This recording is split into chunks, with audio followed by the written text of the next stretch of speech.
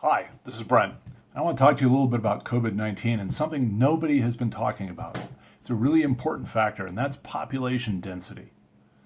Did you know that half the deaths in the country, half, come from the New York, New Jersey metropolitan area?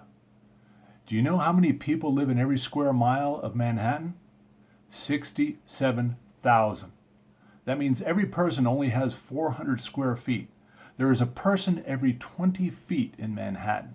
So the farthest you can get away from somebody is 20 feet, never mind a 6-foot minimum. Now, with that kind of population density, is it any mystery that they've got a problem with a disease being transmitted from one person to another? Imagine a day in the life of somebody in Manhattan where they get up, they get out of their apartment, they go down a crowded elevator, they go into a crowded street, they get on a crowded subway, they go to another crowded street, get in another crowded elevator, and go to a crowded office building. How many people do they come in contact with? Compare that to a day here in Idaho. I might see 2 or 3 people in a week. Okay? Now, the population density of Manhattan, as I said, is 67,000 people per square mile. You know what the population density of Coeur d'Alene, Idaho is? 3,000. How about Boise? 2,500. What's the population of Kootenai County? 110 people per square mile. What's the population density of Idaho? 20 people per square mile. So in other words, if you've got somebody in New York and they are actively social distancing, they are on hard lockdown, they're seeing as few people as possible. Remember, there's still doorknobs and handrails and shopping carts and food wrappers to transmit the disease.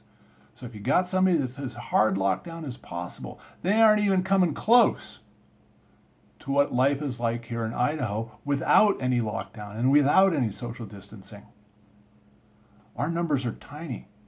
Now, every life is precious, but social distancing and lockdown are expensive too.